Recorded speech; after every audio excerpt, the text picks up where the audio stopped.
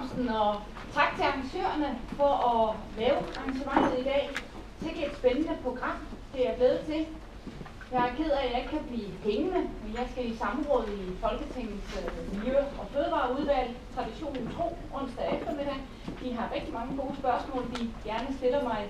Men jeg er jo så samtidig så privilegeret, at jeg heldigvis har nogen til at give mig et referat af, hvad der bliver sagt i løbet af dagen, så jeg kan tage det med i det videre arbejde. Er der en udfordring med mikrofonen? Den bliver jo håndteret nu, at der ikke er den der klang. Er det kun mig, der har en klang? Ja. Hvis det kun er mig, så går det nok. Det håndterer. Det er fint, bare I kan høre, hvad jeg siger. Jeg ved jo selv, hvad jeg siger. De fleste gange i hvert fald. Historisk set, så har Øresund jo spillet en meget vigtig rolle. For 800 år siden, der skrev Saxo om, at der i Øresund stod sildestimer så tætte, at de kunne fanges med de bare næver. Øresunds sild havde jo så faktisk også en væsentlig betydning for, at København voksede som handelsby. I dag, der står sildene ikke så tæt som i Saxos beretninger. Og måske overdrev han også en lille smule. Men Øresunds betydning er stadigvæk meget stor. Det er, som det blev sagt, et af verdens mest trafikerede havområder med fragtruter for tankskibe, krydstogtskibe og passagerfærger, men også havkajakkerne og fiskekutterne bruger Øresund flittigt. Og under havoverfladen, ja, der er Øresund levested for et væld af dyre- og plantearter. Og samtidig findes der råstoffer, som forsyner byggeriet i hovedstaden, der jo er i voldsom vækst. Og sådan skal det gerne være, også i fremtidens Øresund. Der skal være plads til både natur, fritidsliv og erhverv. Det kræver, at vi har fokus på at finde balancen mellem benyttelse og beskyttelse. Og Øresund er jo et unikt naturområde. Havmiljøet er anderledes, end det for eksempel er i Kattegat. Og det skyldes blandt andet det omtalte trawlforbud, som går helt tilbage til 1930'erne. Men det skyldes også, at det er her vandmasserne fra Nordsøen og Østersøen mødes. Det gør området til et meget vigtigt gydeområde og til et spisekammer for mange fisk. I oktober der blev torskekvoten i den vestlige Østersø reduceret med 20% i forhold til 2015. Og forhåbentlig vil det hjælpe bestanden til at vokse, så vi fremover kan hæve kvoterne igen. Men i mellemtiden, der må vi jo så glæde os over, at kvoterne for både sild og rødspætter faktisk er steget. Men en anden udfordring i Øresund, det er, at det desværre stadig er alt for meget kvælstof. Og derfor arbejder vi jo nu på, via vandplanerne, at reducere tilførslen af kvælstof, og samtidig arbejder Naturstyrelsen og DCE på at udvikle nye virkemidler. Der skal være plads til fiskene i Øresund, men der skal også være plads til fiskerne. Øresund ses som et mekka for mange erhvervsgarnfiskere og lyst- og fritidsfiskere, fordi de ikke skal dele fiskepladsen med trawlerne. Der er ca. 5.000 aktive lystfiskere i Øresund, og alene i hovedstaden, der blev det udløst mere end 30.000 fisketegn sidste år. Og lidt over 100 fartøjer driver i dag kommercielt fiskeri i Øresund. Nu er det jo så også sådan, at fisk er sundt, og heldigvis er efterspørgslen på fisk stigende. Derfor skal vi blive bedre til at få fisk på tallerkenen, uden at presse bestandene eller miljøet. Og en af måderne at gøre det på, det er den her landingsforpligtelse. Det betyder, at alle fangster skal beholdes ombord, landes og modregnes i kvoten. Til gengæld så får fiskerne så tilsvarende større kvoter, fordi de ikke smider fisk ud, men tager det hele med i land.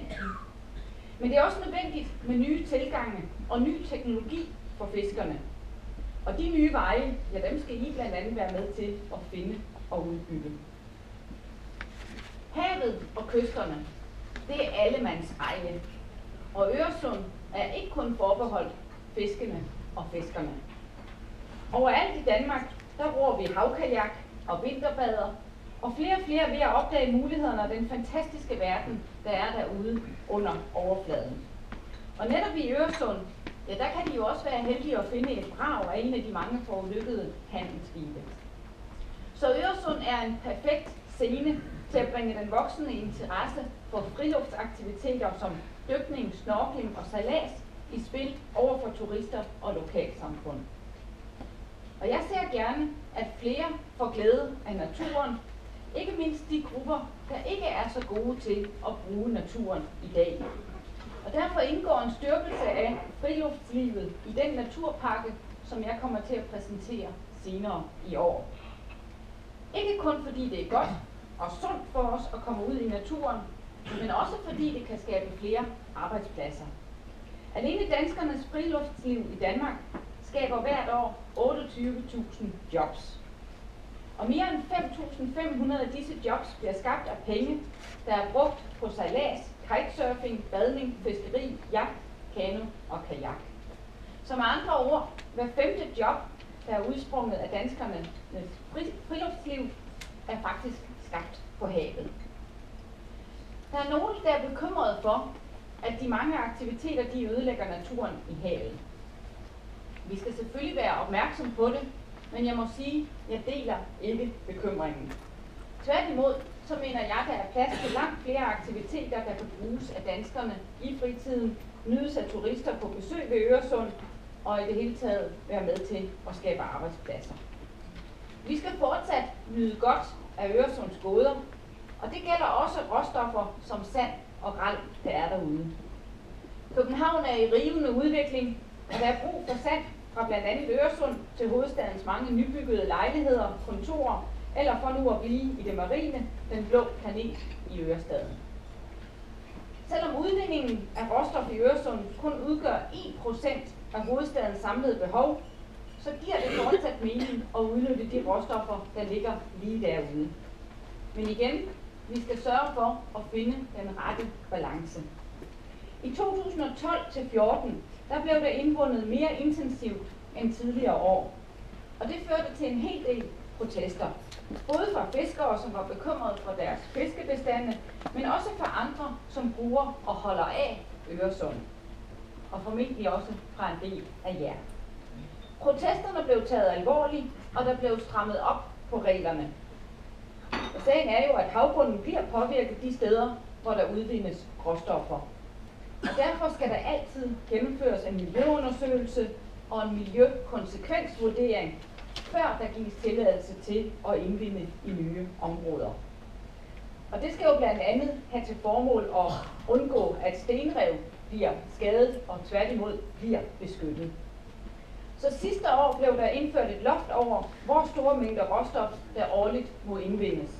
Og der blev indført krav om at tage højde for fiskeriinteresser, når der gives nye tilladelser.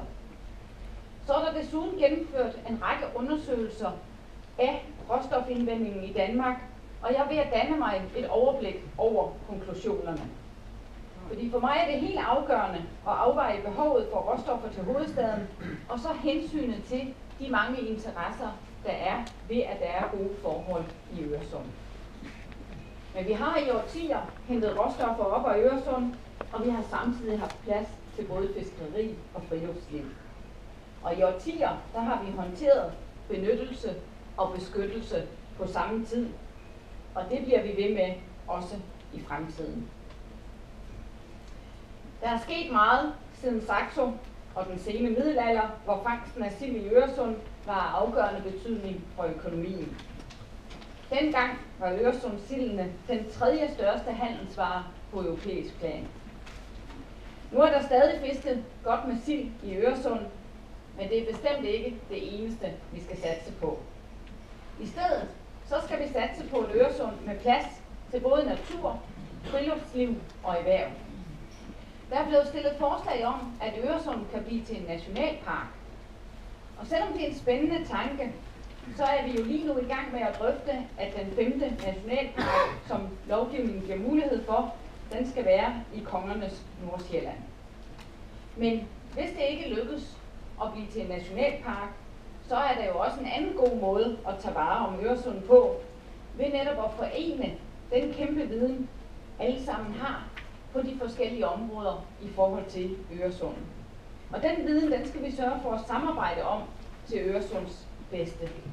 Og derfor er jeg glad for, at vi laver sådan en konference som i dag, hvor det er muligt at høre de forskellige bud på, hvordan vi udvikler bedst på Øresund, hvad der er af synspunkter, og hvad der er af erfaringer med at bruge Øresund på forskellige vis.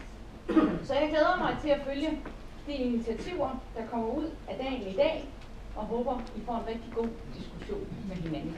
Tak for ordet.